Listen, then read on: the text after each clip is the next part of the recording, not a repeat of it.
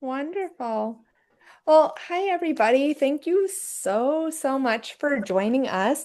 I know many of you, but my name is Julie Lego. I am part of the fabulous Able New Hampshire Mental Health Task Force. And we are really excited to be hosting a series of events that are going to be occurring monthly that we have titled Revive and Thrive. And the hope is for us to bring the community together, Wow, total. whether it is through, whether it's live or if people are going to join us via the recording, but to support our community during times of uncertainty. So we know there's a lot going on right now. And as a mental health task force, we've talked a lot about how do we support our community? Is it one big event? Is it series of smaller opportunities to come together, being able to offer some recordings, meeting people where they're at? And that's kind of where we landed is let's spread it out and let's give opportunities to come together and learn a little bit, talk a little bit. If people can't make it, make sure there are things that are easily found through Able. And most of all, we hope to give an opportunity to normalize some of the things that we're all experiencing because there's a lot of uncertainty going around. So um, just as a synopsis for last time we kind of did an introduction to supporting times of uncertainty. So those of you who were here last time we met, any takeaways that you want to share just to do a little recap for those that were not with us? Anything that stuck with you or that you think is important to add on? I could say something. I don't remember a lot of details off the top of my head, but I do remember that I get the feeling that these tough, uncertain times ebb and flow, kind of like the ocean coming in, coming out, and we rev up when we're anxious and feeling like we don't know what's going to happen. And then we do some of the things we talked about, how to ground ourselves and regulate our emotions. We talked about that, and that kind of helps the tide withdraw again. Just and it's sort of feeling even more like that on the state and national level. Um, the tide comes in to drown us. we we're busy reacting until we can pull ourselves together to respond and reach for our tools, and we all shared our tools. That's what I remember. Yes. Yep. I think it's a very accurate synopsis. I Owen, what are you thinking? I was thinking also that it was uh validating people's struggles and making sure that you take time to acknowledge them as well in order as a step to um addressing them, that you cannot skip that step and pretend and make everything to try. You can't ignore your problems to make them better. Absolutely. Yeah. Recognizing the valid, Yeah, saying, that's huge. Yes. yep. And validate the valid. If something's there and if it's not necessarily valid, well, sometimes emotions aren't facts are facts and emotions aren't always facts, right? And we talked a lot about sometimes we have to lean on the facts of the situation because emotions can take over, especially during times of uncertainty. So, um, well, I'm glad we get to do step two today. So today we're going to talk about, and we're going to go through this quick because this is more conversation, but this is kind of a guide. So today we're going to talk about the idea of hello, my name is. How many times a day do we all introduce ourselves to somebody else? without even thinking about it. Or maybe not a day, a week. It's just normal, right? You introduce, hi, my name's Julie. I have my spiel. Hi, my name's Julie. I am blah, blah, blah, blah, blah, blah, blah, right? But where does the importance of that come in?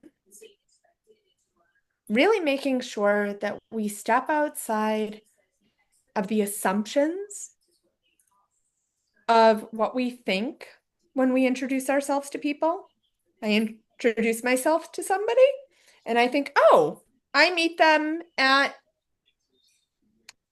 the supermarket. They must need to go food shopping, right? Well, I don't know. That's an assumption. I'm going to assume that's true. I go to the supermarket, guys, just to let you know, it's not that I need to go food shopping. I really like Market Basket coffee. 9 times out of 10, I am there to get a cheap but delicious Market Basket coffee. Assumption, some people in the market, if I met you in the parking lot, I'm not there for food shopping. But we make assumptions, right? And that's okay because we're human. But you meet somebody who is you meet people in different realms all of the time and we make assumptions. So how can we break down those assumptions and make sure that we're seeing the whole person or that people are getting to know the parts of us that we really want them to know, the things that are important. So we'll talk about that a little bit today and making sure that it's not that it's hello, my name is, and that that's a priority. Just to kind of look forward a little bit, next time we meet, we're going to be, I'm so excited. You guys get a break from me, and you're going to be able to meet Emmanuel Jenkins, who is so awesome. Yes, Sheila, I'm so Yes. excited. So Emmanuel Jenkins is a amazing human being, and has become one of just my favorite people in the world. He lives in Delaware. Emmanuel works for the Developmental Disabilities Council in Delaware. Emmanuel has disabilities, and he is just this. He oozes. I don't even know how to explain Emmanuel, but when you meet him, you'll get it. Emmanuel is so transparent with his story and his experiences and his mental health journey, his role as a husband and a father and a professional and just a human being and a really cool human being. Authentic, Julie. Is Awesome. that the word you're looking for? Authentic person. That was my impression. That's it. Yeah. That's it. So Emmanuel's going to join us and he's going to run Okay. our next one. That's great. So you'll realize that I'm piddly compared to Emmanuel. So No way. all right, let's jump in. Anything you guys want to add before we jump into just a couple of slides just to guide us? So far, so good. Mhm. All right, you know I have slides because I love some color. Hold on one second. Let me see if I can share this and we'll get going. All right, perfect. Now remember, so for those of you that are new, just know that I do not do silence well. This is something we're going to chat together. So let's do that.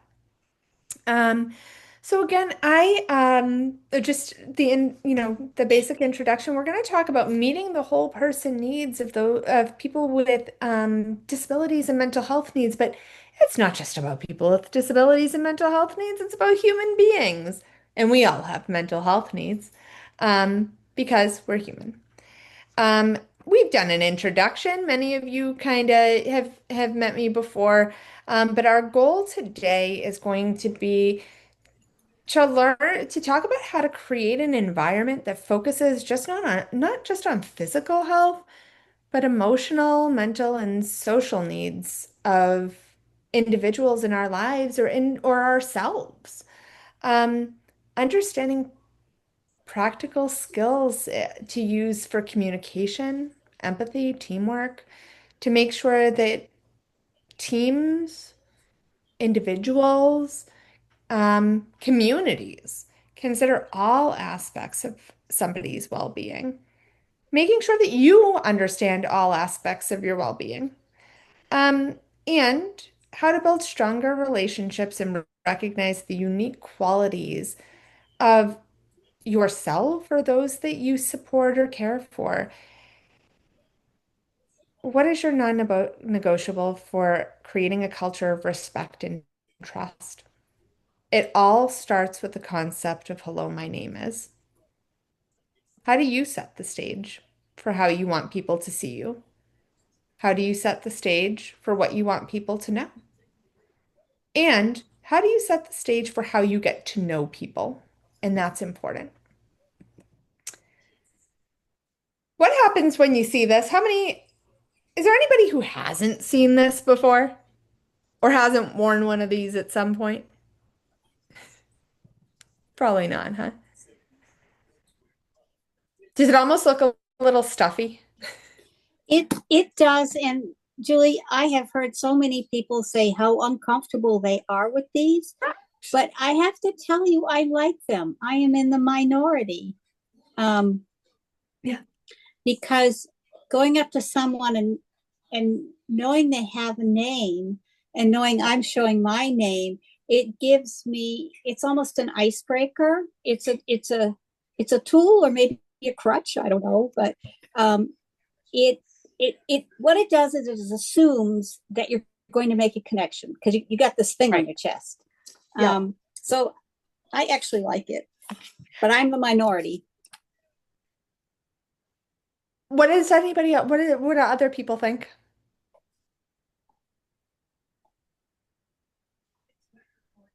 I've seen people jazz it up, draw a cartoon or Mm-hmm. something, or put Yep. a nickname, or Yep. make it less stuffy. Yep. Yeah, Does usually this the in whatever. Oh, go ahead. Every time I've seen these on a person, every time I've seen these, there's always more than their name. There's always something else. I I would be amazed if there's nobody that just doesn't doodle or draw on it to express themselves more than their names. You know, like Yep. so. I feel like sometimes it's important to not just put your name, but to express yourself in a way that says, "This is who I am," Yes. and this is me. This is what you see was what you get. I love it. So Think outside of the yeah, I think it's box. important. Maybe Definitely. maybe we should invent our own. Yeah. Wouldn't that be cool? As we could, that could be a task force thing, Julie.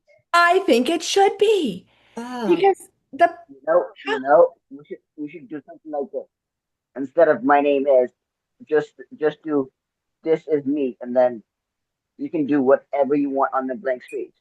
You can write your name on it. You can draw whatever you want on it that says who you are. that's great, Eob. I Yes. love it. That doesn't limit to your name. It's a tool. Let's make it do what we want it to do. Right. I think a lot of it is also dependent upon the situation too. Like, hello, my name is doesn't necessarily work if you're someone if you're um a somebody ushering people onto a bus cuz you're trying to get people to follow a specific procedure. So in that place, the role becomes more important than the name. And also, your name is the starting point, right? And so frequently in our community, we see labels. right? And what we're seeing here is a label of hello, my name is, like, that's enough. No, no, no. Tell me more. Tell me more. My name is Julie, and, right? And I make a set, and if I don't put that and I don't add a little bit more, or I don't get comfortable with asking a little bit more, well, then we stop right there. If we stop right there, I make assumptions. I make assumptions of why you're here. I make assumptions of what your experiences are. I make assumptions of what we must have in common because we're here together. We have to start stepping outside of literally the labels. Now, your name is important, but it's the starting point. And so, just like any of the other labels that other things that we find become labeling to us, it is let's use that starting point. They're not the definition. They are the starting point. I love this idea of creating our own. How cool would this be if we could pull that off before some of the events coming up? That would be fantastic. Yeah, no, I think we can work some magic. So this And is it would be fun. it would be fun. And we have a meeting coming up, so that'd be great. I Let's connect. So we're going to talk about ways to bring this to the next level. Some of the things, and if you're comfortable, and I want to talk, in terms of, I don't want anybody to feel I don't want anybody to feel forced to unmute, but I would love to get participation if you're comfortable. So you can put in the chat, you can unmute, you can do whatever you want, but some of the basic things of when we connect with people, some of the things that can help us connect and get beyond the, hi, my name is Julie, right? What is that next thing that we need to know?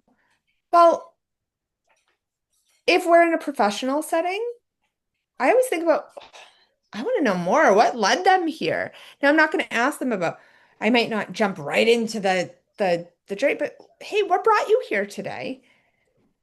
What, you know, what are you, what are you, sometimes it can be the things that you're passionate about, what motivates you. We might not be asking those questions right off the bat because that's jumping in really deep, right? But we can say, what brought you here today? And they might tell us. Now, I want to ask you all, because when we ask, we learn things about people. What brought, if you want to, I would love for you to jump in with some of these starter questions. What brought you here today? And if anybody says it was to hang out with me, you are lying. So, what made you join us tonight, and join this presentation?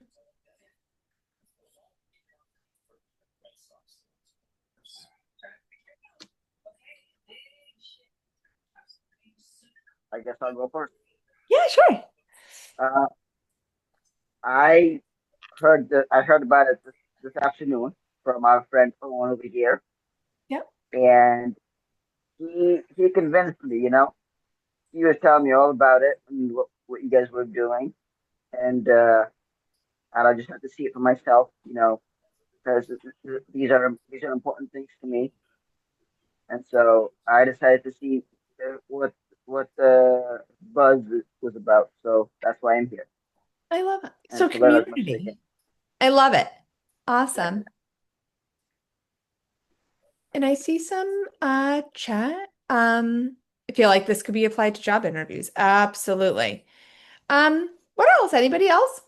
I I was I went to the last one. I really enjoyed it. You guys did a great job, and so I wanted to go to the next one, and I think that these topics are super important, especially now. And I guess seeing different people's insights and seeing and connecting with other people in ways that we don't really talk about is nice. Yeah. I agree, Owen. let's go on to what are you passionate about? These are the things that we don't think of, we don't ask a lot, right? But and it doesn't have to be from the get-go, but as we are getting to know whether it's you're supporting somebody or you're wanting somebody to support you, or you're making a friend and you want to make a connection. What are the things that get you to tick, right? The things that get you excited, the things that, oh man, the things that I'm passionate about, they get me to want to get out of bed on a dreary day. What are the things that you guys that you're all passionate about? What are the things that motivate you even on tough days?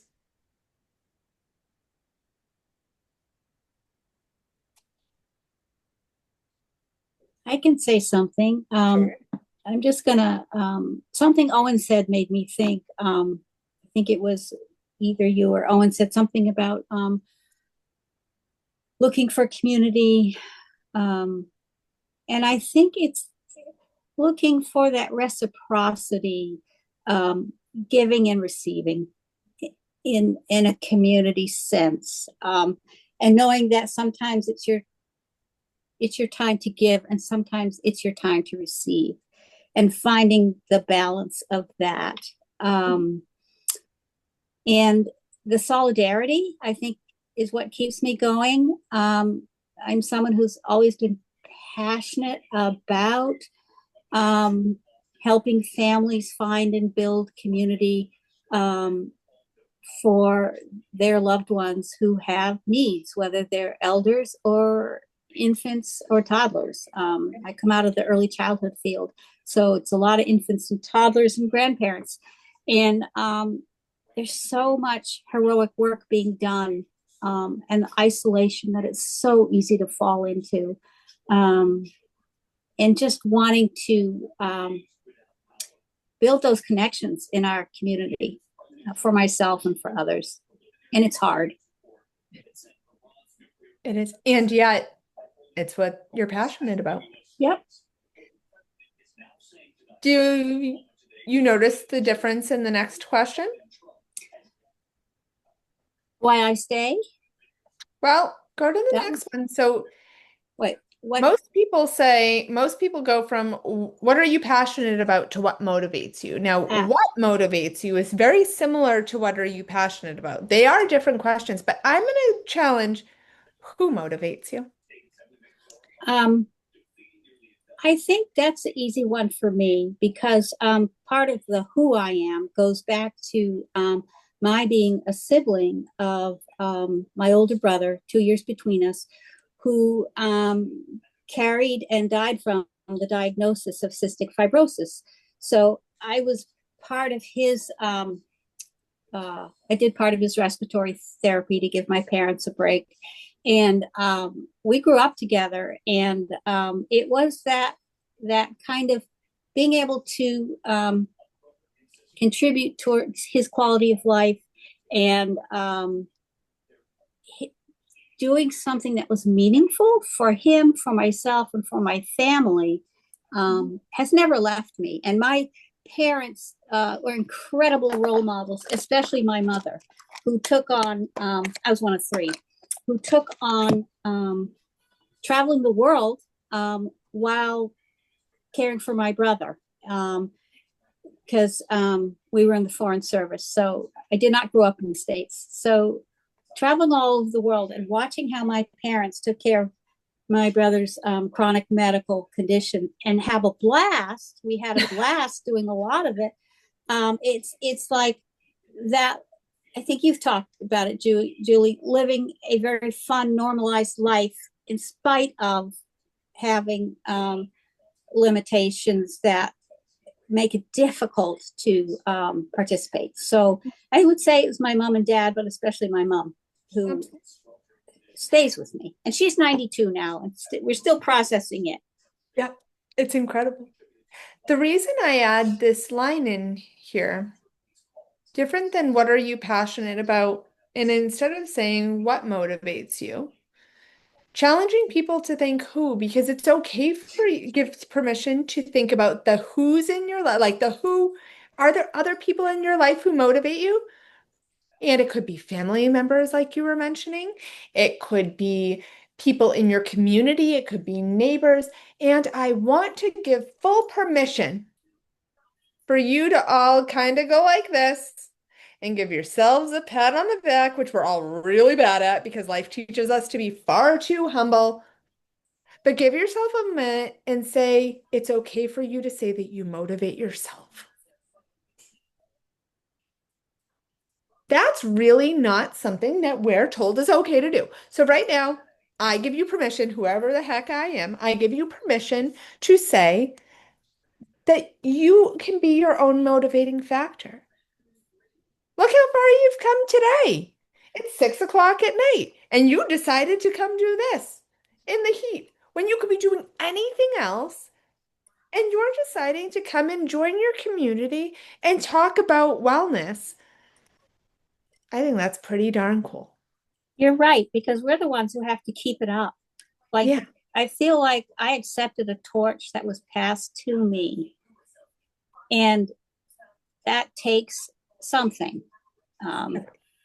So you're right. I continue to carry that torch. Yes. Yep.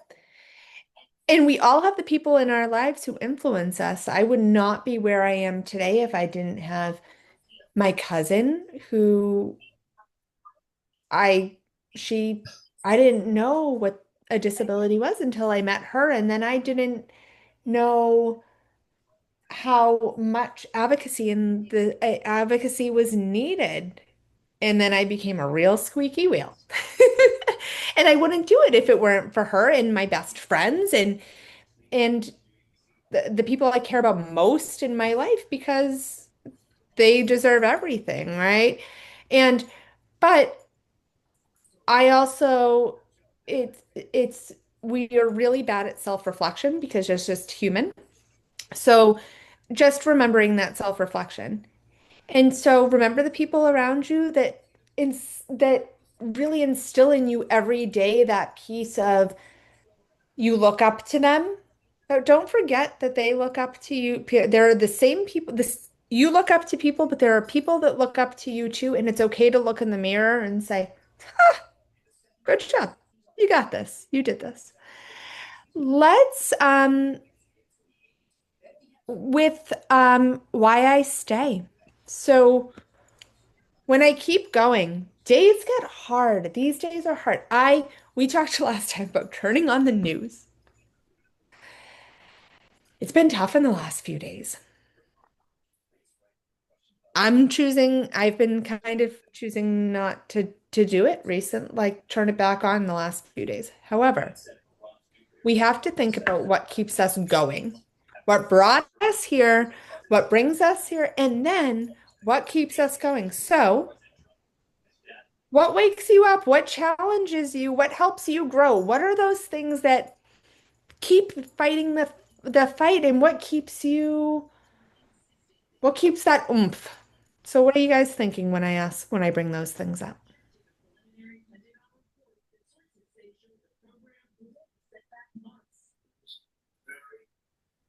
Thing, sort of going what Sheila was saying, having, um, I'm gonna tie it up to the previous question because for me, one thing that helps me keep moving is the way if you have that reciprocity of motivation where you both feel people who the people who motivates you are also motivated by you. I think that for me that keeps me going in ways that make it easier.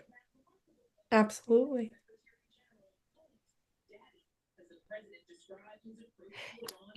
What about the things that challenge us? We often think about the reasons we stay, right? The things that keep us going are frequently the things that excite us, the things that motivate us. But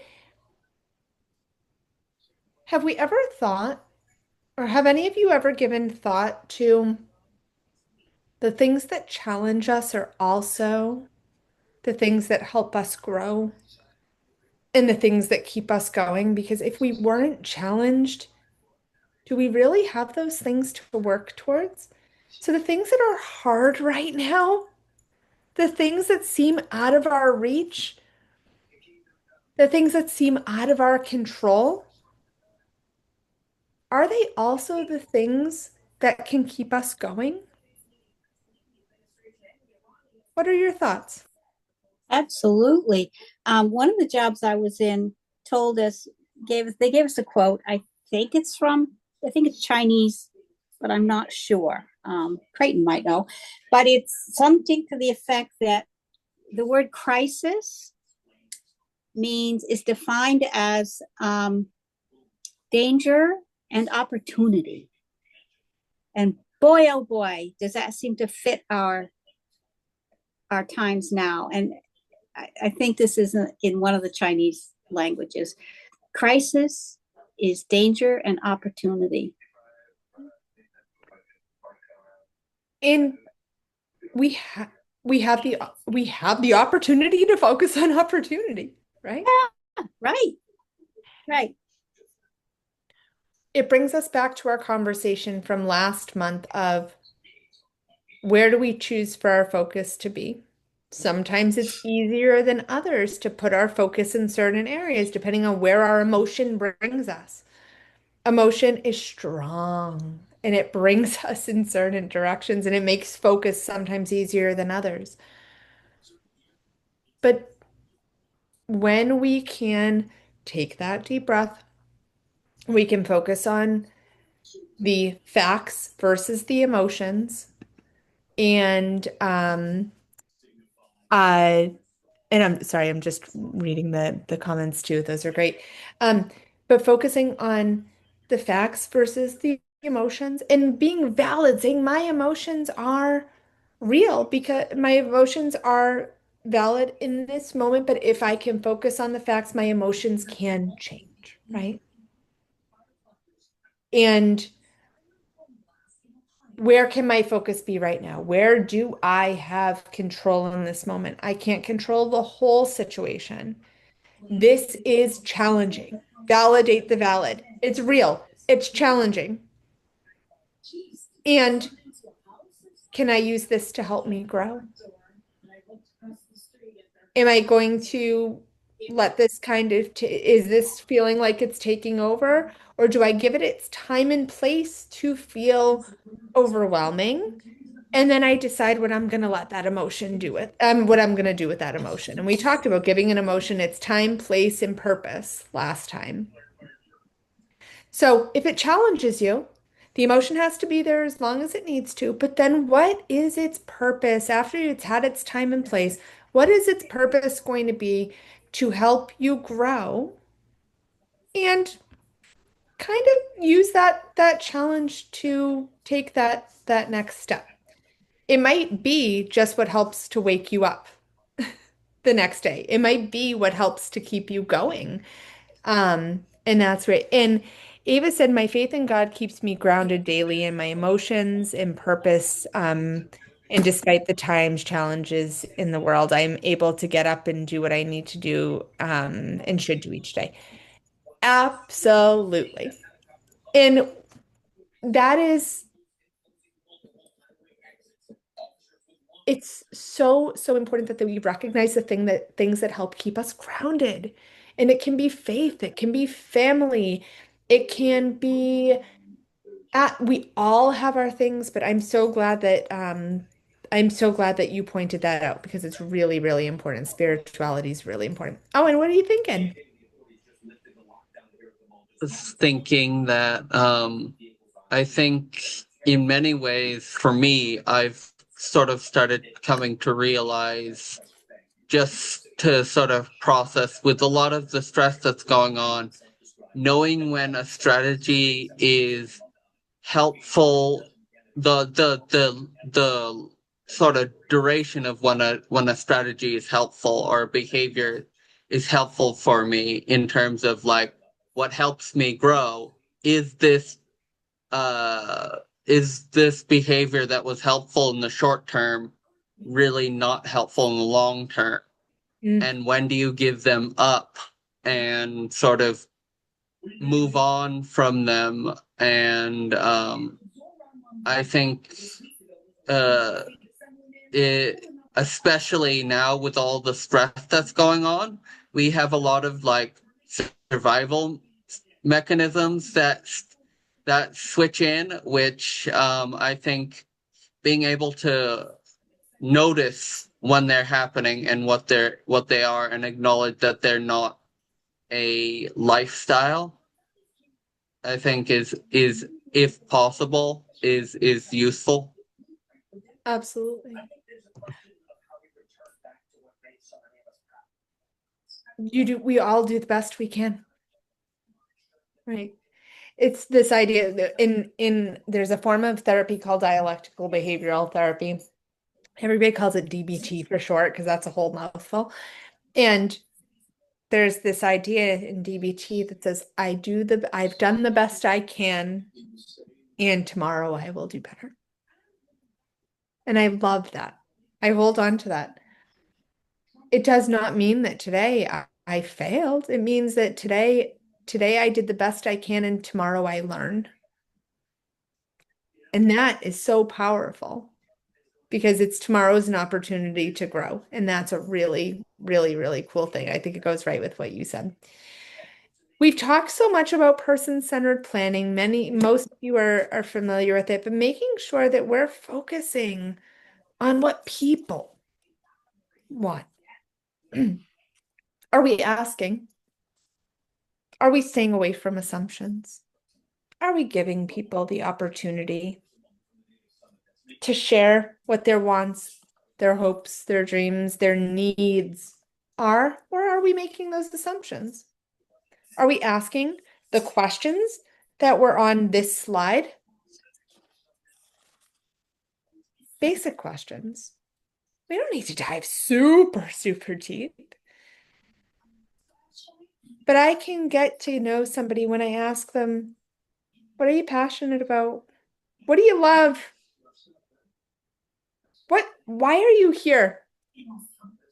Nobody forced you to come, but what's your why? And I'm glad you are here. You wake up tomorrow, you close your eyes tonight, you wake up tomorrow, and tomorrow's your best day ever. What does it look like? Ask the miracle question. But if I stay away from assumptions and start asking questions, we lead ourselves to true person-centered planning. We give people the opportunity to lead and guide their own journey. With the idea of focusing on the whole person, we have the opportunity to support engagement and model. And those of you that know me know that I think the most important thing we can do is model for others. I think it's probably our biggest responsibility. I know personally, I think it's it's the thing that I find is I carry as my the thing I pride myself the most on is I say my biggest responsibility is to model for others, whether it's as a mom or a wife or a community member or a professional. In every opportunity in how I interact with people, how I carry my body language, my tone of voice, the words I use, anything, how I treat people. If I hold the door for the person behind me, I'm modeling for others. Because They don't actually use person-centered planning if you're not in participant-directed managed services. Because I was going through I have like 2 binders and they have PDMS stuff in it. I'm like, oh, well, maybe I need to combine these binders. And they gave me a brochure. It was in 2020. It's like, this is what happens if you're in PDMS. And this is what happens if you're in traditional services. I don't know if it's the same now in 2025. But as far as when you get your individual service agreement, the service coordinator writes your service agreement. You you don't help them write your service agreement if you're not in participant directed managed services, which I'm not anymore. So it's like, this is not right that because I'm in the wrong service delivery model or whatever you want to call it, that they don't actually use person-centered planning. I don't think that that's right because I'm not in participant directed managed services and I don't have a family managed employee. I can't say, hey, I want to go to yoga and I want to lose weight and I want to do this and this and this. I want to continue working my 6 jobs. And then after July 4th, because I'm going to be finishing up one job July 3rd, because the grant is over with, then I want to get another job to replace the job that I'm losing because it pays very well. I actually do it weekly and it's 20 meetings total. So I want to, replace that income, but they don't ask you that because I'm in the wrong service delivery system or whatever. I don't know what, I mean, I was just looking at the brochure. I'm like, this is wrong. So Kelly, when you and I meet one-on-one, we'll talk a little bit more about kind of addressing that with your team, but for everybody else, Oh yeah, definitely. that's certainly something that I'll look into a little bit more. I have done recent trainings with area agencies where I've trained on person-centered planning and bringing that into individual service agreements Right. And my and service so coordinator is new at her job. So I'm like training her along the way. yeah, so I don't feel want to like. speak to, I don't want Right. to bring us to I don't want to go into a place that I speak off topic, but I can tell you that Right. they were the people that I was training recently, they were very familiar with that as kind of a base, but let me look into it more so I don't speak off topic. Kelly, I'll touch base with you one-on-one and help you Sure. with that planning, and then we'll go from Yep. there. So going back to the slide, within the idea of engagement and modeling, we will talk probably every time about use of the least dangerous assumption. Presuming competence. Assume people can. Assume people can understand. Assume use age appropriate language and references. Be aware of affirming and respectful language. This is how we support engaging people and we model for others. And if we make that assumption, well, we don't have anything to lose. And then if we find out after that we need to adjust to make sure that if they need something else, that's wonderful, but we have not offended anybody along the way. But we will offend people if we assume they can't, or we talk to them as if they cannot understand, or I've seen people be treated kind of infantile, and that is just not going to fly.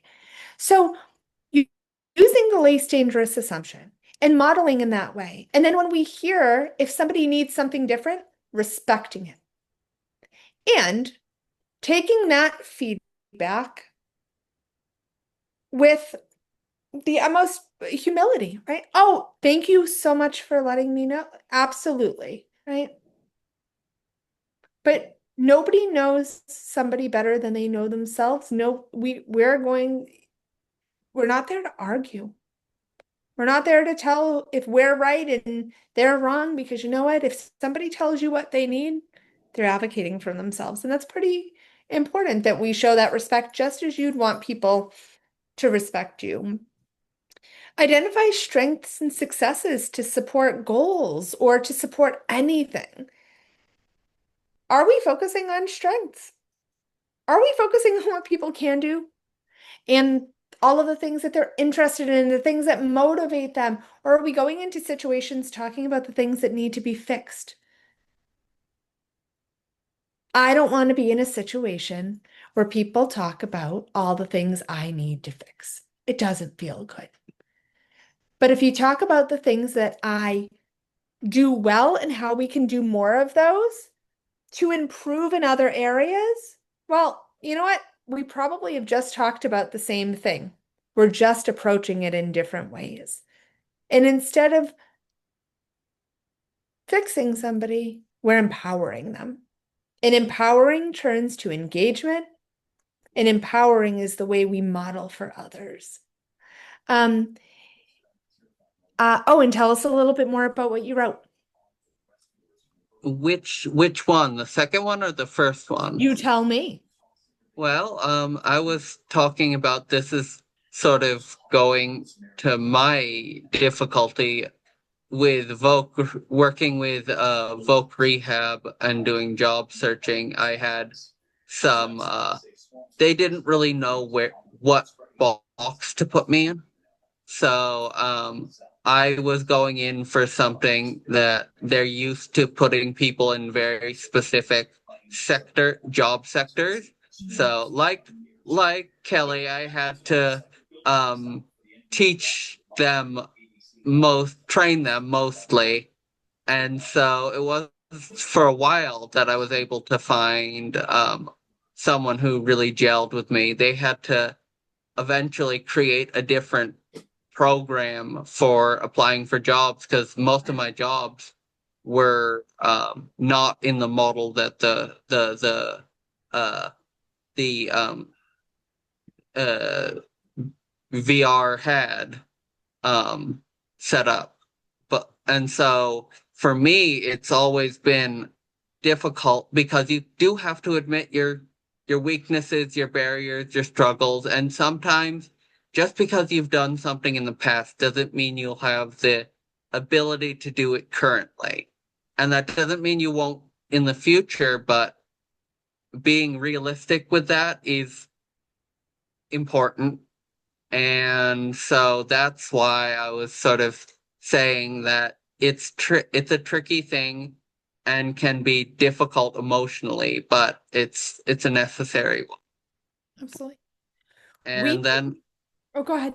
Yeah. and then the other one was about this is something that you sort of see in more like the queer um community. What they say is sort of you don't have to understand someone to trust that they know themselves, especially like in the queer community, they talk about pronouns. You don't have to understand a gender neutral pronoun to understand that they know themselves best on that and to just go with it because it's not a big deal. It's not about rights and wrongs, right? It's not about agreeing or disagreeing. It's about respect. I was thinking along the same lines, though, and I'm glad you brought that up. Um,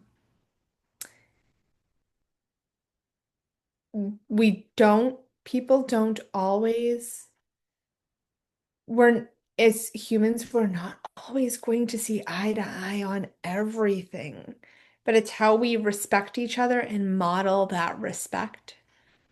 And it's important. It's really, really important. And I think, Owen, you bring up a good point that yes, in identifying the strengths and successes, part of that is you can identify the opportunities for growth. And it's how we do that. So if we jump right into, gotta fix it, gotta do that, like that's right. But it's like, no, no, no, no, no, no, no. And but it's how we do it. If we focus on what do you want to, where do you want to work? What are the things you want to do? Okay, so what are the things that are going to help us get there? And what are the things that we need to work on to get there? It doesn't mean that we're not going to say, no, we got some areas to work on.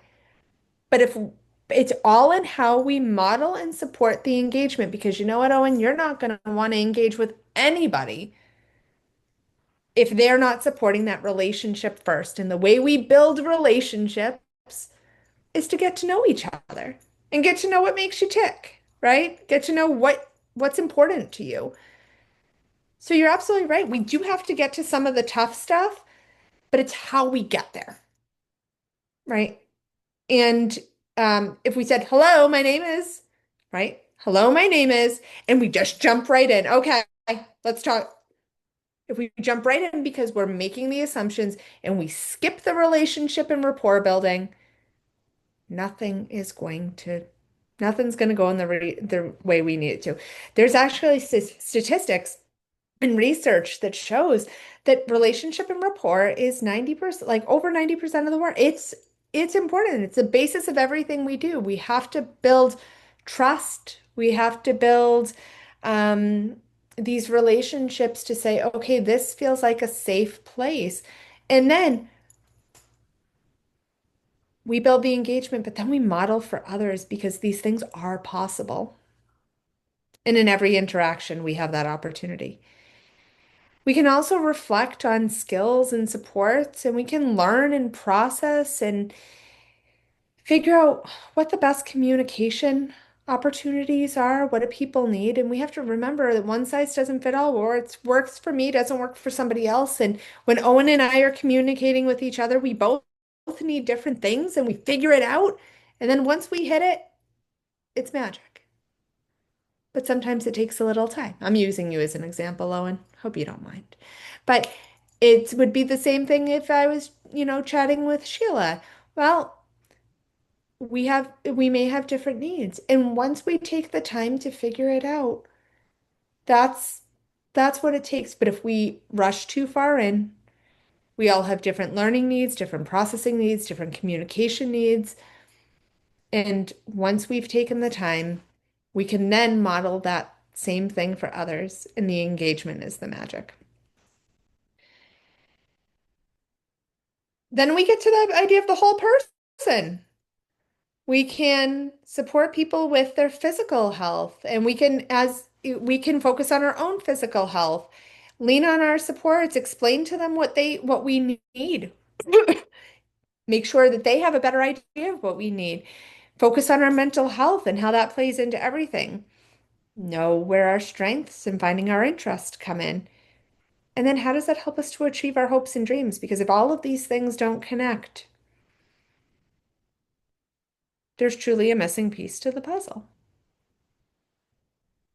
You can't have one without the other. This is what makes us a whole person. I have physical health needs. I have mental health needs. I have strengths. I have interests. I have hopes and dreams. And I need supports along the way. And sometimes I don't. I want my supports to take a hike. And sometimes I want them really close. But I need to know how they connect because when I'm not physically feeling well, when I'm not physically feeling well, you can see it in my mental health. So if I'm not physically well, I start to feel anxious or I might be get grumpy if you and then my supports have to step in. So when I start to not I was super sick a week ago. Super, super sick. I was actually in bed all weekend and thank goodness for my husband, right? But I was sick. I was really kind of bummed out. I was probably a little bit grumpy because I wasn't feeling well. So physical health impacted my mental health. My strengths and all my finding my interests, well, those had to be put on hold for that weekend because I was in bed. Now, I had some stuff going on. It didn't put my hopes and dreams on hold, but they had to take a back burner from it, and I had to lean on my supports, and my husband had to go on kind of overdrive and take care of the kids and do all that stuff. And he had to practice a little bit of patience with me because remember I told you how grumpy I was? But he understood because he knew that these things were connected. And then I leaned into his strengths for that time because later on he can lean into mine. So these things all connect. We talked about modeling, um, directing and redirecting questions to our people. If for those of you who um, feel like questions often or statements often get directed to other people instead of you, redirecting them back to yourselves and saying, "Hi, thank you so much for asking, but I'd like to answer that question." Um, I, but bringing it back and using that modeling because sometimes that can be uncomfortable, but we're not going to change the environment unless we're willing to do that modeling. Recognizing where needs might be present, um, and gently prompting or recognizing a mind-body connection. Do you guys ever know when people are uncomfortable just by sitting with them and them not saying anything? What do you see?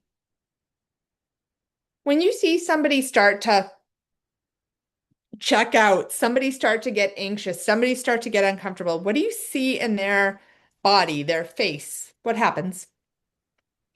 Zoning out eyes and a deer in the headlights a little bit, Yep. and also getting very quiet, either still or sort of slumped. Yep.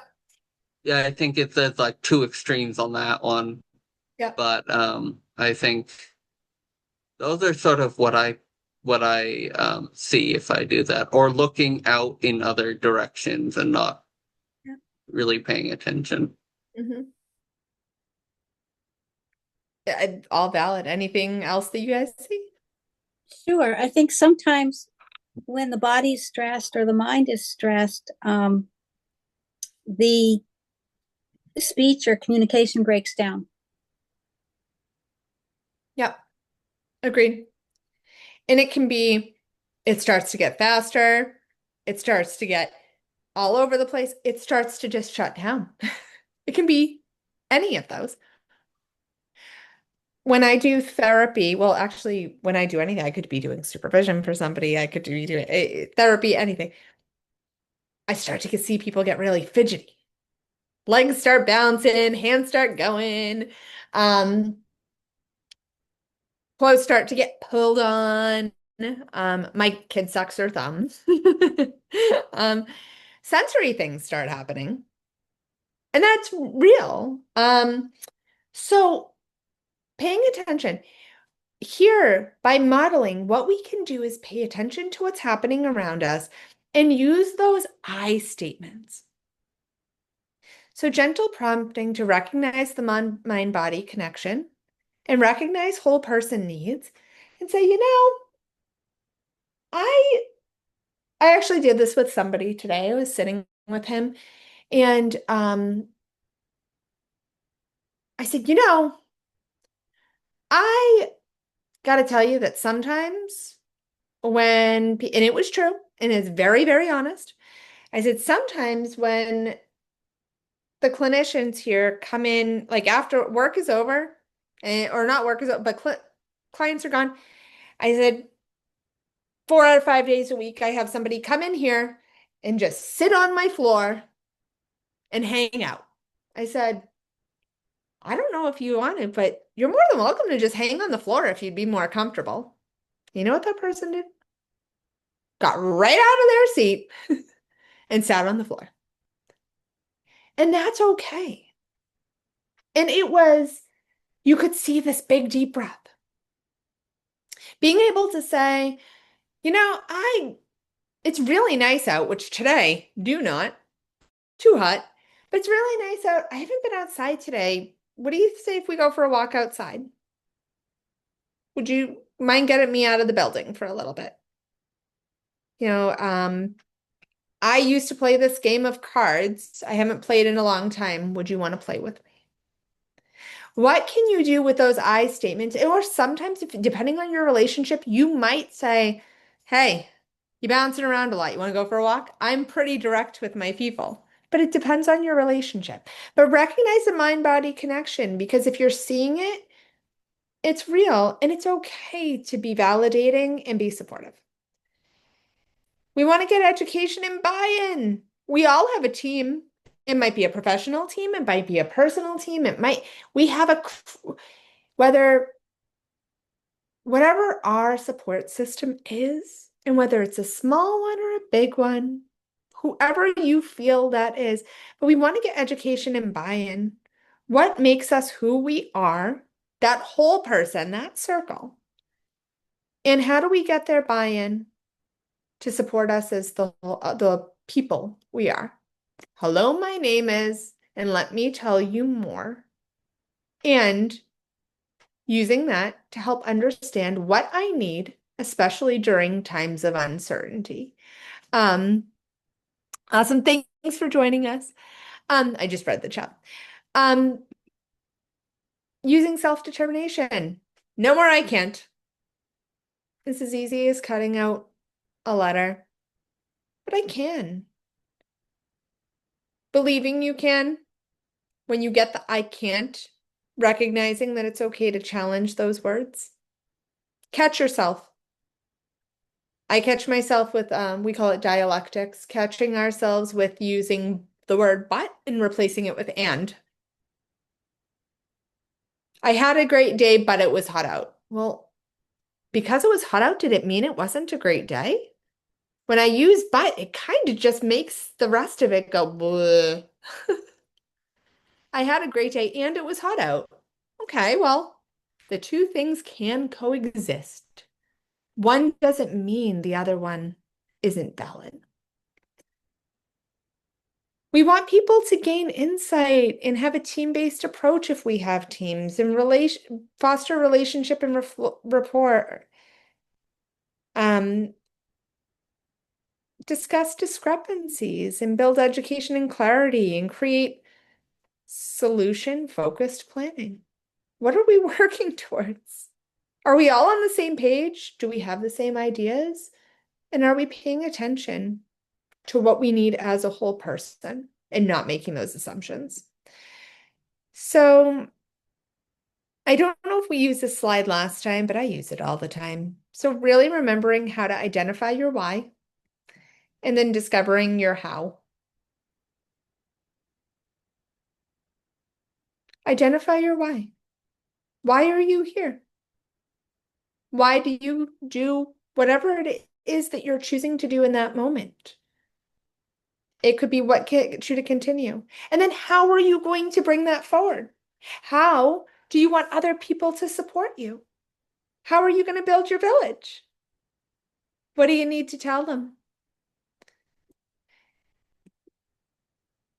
And if we do that, if we identify our why and we discover our how, we can achieve a positive and cohesive team culture, community culture, improve communication, develop expectations of care. Let's not have the exception. Prioritize person-centered outcomes. Build from strengths, foster growth, and build your dream community, build your dream crew.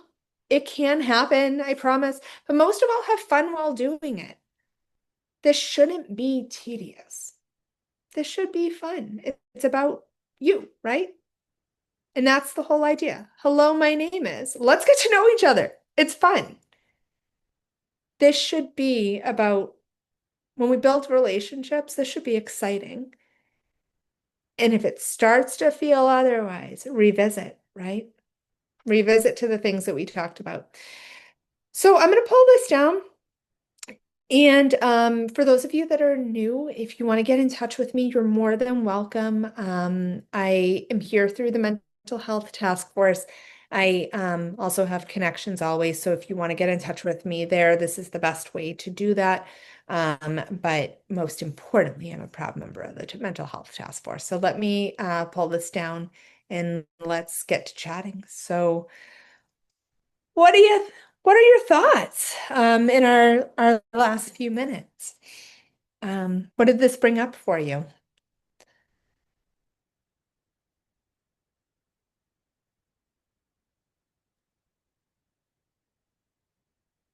It was nice, but to lighten the mood, I with your story about the camps, I have a joke for everybody. Please.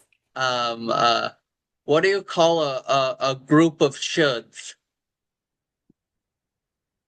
A group of shoulds. A group of I don't know, you tell us. It's a diarrhea of shoulds because you're shoulding all over yourself. That's actually a really good one. That is a good one. I will steal that. Uh, Sheila, go ahead. Your use of "and" reminded me of something I discovered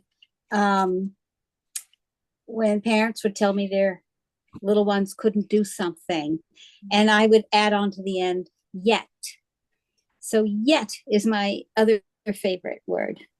Mhm. And it just lightens Big the one. whole mood. Yeah. Absolutely. Yeah. How did they respond? Usually I could see a facial expression like an aha. Where they saw a wall, I saw a door, Mm. and they looked like they saw a door. Um, and this guy got really quiet. And um, then the next visit, I would see them because I was a home visitor. Um, they wanted to talk about it. They were ready to talk about it because they'd step through the door of possibility. And I love that. I think another good one is try it. Try it. Try it. Yeah. Yeah. Because they'll tell you they can't. They can't. They'll tell you vehemently. They'll tell you on and on. I can't do it. I can't do it. I can't do it. Tell them try it.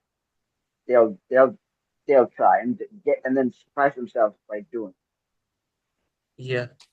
I I think, I can say that because I've been there. I've said a lot of I can't. yeah. I'm proving myself wrong. Yeah. I think there's a lot of with camps and all that. I think for me, some of the other issue on the other side of that is when you get placed in for like certain jobs, you can sometimes get requirements for people. If you're not getting like accommodations, they'll want you to get certain things done, which is above your sort of capability at the time. So my goal is I will do my best and I will be very careful to say what I say so that, if it if they come back and it's not done yet, I'll not have lied to them in that sense. So that's one thing that I had to sort of trick. It wasn't a good job at that time, but it made me think of that. And the door, I was thinking of Sheila, the door thing you were talking about. It made me think too, is that I think with a lot of people talk about having a door to get at things, but for me, I've come to realize, and I question people when they talk about doors, is you can have a door, you can have something that will open a door, but if you don't have support going through the door, it's just a doorstop. Yes. Is it an accessible door? Yeah. Yeah, yeah, and so that to me is like I could have I could have gotten my license Mhm. because that's not having a license was one of the barriers. But that doesn't mean I'd be good or at my job or have the skills needed for the jobs that require a driver's license. Because, some of these stuff is like it's not a complete solution to the problem. Mhm. Right. Absolutely. There's I could listen to all of you. I'm so grateful for the insight that you all provide and just the willingness to have this conversation. I'm so grateful for the opportunity to just be able to have this conversation because we don't get this chance enough to just talk about these things. And, this isn't something where we often say like, oh, we're just going to meet at a coffee shop and literally open the door to be able to talk about the things that we need. And it's really, really, really important. You talked about the tries. In my house, we call them no thank you bites, right? Like you don't know if you like it until you try it. And sometimes you're going to learn that you did. And sometimes you're going to say, hey, mom, I was right. I really didn't like it. But thank you for trying. And we absolutely We absolutely don't know. And I, we have the opportunity for ourselves to try and see, improve ourselves either right or wrong, and know one way or the other. Um, during these times of uncertainty, it can be really easy to lean into the things that are comfortable. It can be much easier to lean into the things we know and the things that are comfortable than trying new things because everything else just feels like so out of my control. Let me just lean into the things I can. So I'm going to do what feels safe. And that's okay. There's a time and a place for everything. We're going to know when we feel more comfortable trying new things. We're going to know when we feel more comfortable taking some risks. We're going to know when we want to step into new social situations or maybe lean on one support versus another because everybody in our lives plays a different role at different times. And that's okay. Give yourself permission to be human, right? Know what Think about what you need. And if you find yourself leaning into that safe place so much that it prevents you from, it goes from being safe to isolating, because that can happen very quickly. That we go from, all right, I'm just going to take care of myself right now. I'm going to step back into that safe zone. And then all of a sudden, that safe zone feels like it's preventing us from doing the things that we enjoy, the things that motivate us, being with the people who motivate us, or being the person that motivates ourselves. And if we get to that point, that's the point where you start to say, is this my safe place? Or do I need to start challenging myself to try? I love that word, try. Do I need to kind of do that gentle challenging? Do I need to give that emotion the place, the time? And now, is this my time to decide what to do with it? If I get so comfortable there, or maybe so uncomfortable there, is now the time to decide what to do with it. So, things to things to think about. But we get to do this again next month, and I'm so excited. I'm so excited that this is going to continue. And so if you have other people that you think would be great to join us, like I said, Emmanuel is going to be here with us next month from Delaware. Um, but if you want to pass the message along, the link should be the same, I believe. But if anything changes, we'll let you know. But I think it passed this is the invite that went out is the invite for the series. Oh, good to know. Good to Yep. know. Yeah. So No. we set it up for that. Is if if we wanted to invite another person, would the best solution be forwarding that email rather than trying to do the link tree of trying to get it? Because that's where we were getting confused earlier. Just forward it along. If that worked for you, it will work again because I believe I set it up so it would be the same for all of them. Yeah, that Okay. was my question. If it's the same one for all of them, that's what I thought it would be, but I wasn't sure. Yeah, I set it up so it should be the same Do for we all. have to re-register each time, or are we automatically registered?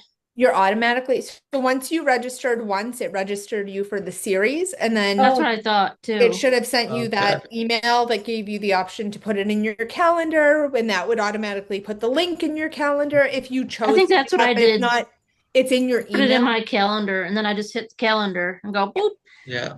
And if not, whatever went to your email will also have the link there, but it's the information for the entire series. So it would have given you the calendar invites for all of them and the link right in, would embed within that as well. So. And I gave out 30 brochures to my mental health center because they have 5 locations and they wanted 200 brochures. I said, "Oh my God, 200." And then they said, "Oh, we don't really need 200. We're happy with 30. We can make copies Oh, there of you them go. and then Yeah, give yeah. them out because I go to Greater Nashville and they have 5 locations.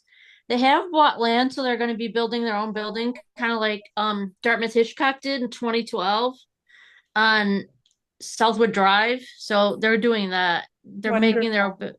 own building, which is a good idea. Yeah, that's fantastic. Well, thank you for sharing. So we'll meet for those of you who aren't part of our health task force, we would love to have you there.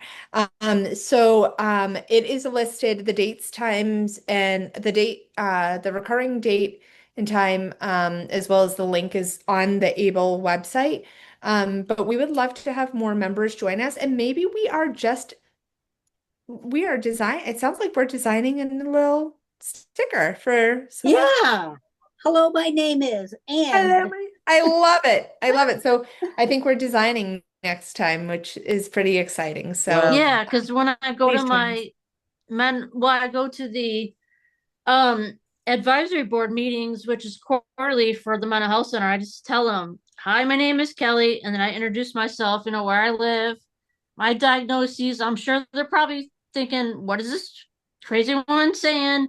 She says she has an IDD and a severe mental illness, but I don't really care because I'm. If you Google my name, like if you Google my name, I'm everywhere. But if you Google my sister's name, she's got a different last name because she's married, and like she's not on Google. You won't find her there because she's on Facebook, but she's not in videos on YouTube and all that good stuff like I am. She's not YouTube famous yeah. or Well, famous at all. I worked out of California, now I'm working in Maine.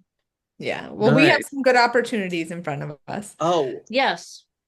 um, what you were talking about with the name tags makes me think in pottery, they Yeah. have, I took a pottery class, and part of what you do is you create a little stamp key uh for each pottery, because it's a pottery class and you have to know the difference between each person's uh pottery or sculpture. And so that you could be an initial design or something like that, and each person would stamp it when they were doing that. So that makes me think more along the lines of what you guys were talking about with the name tag.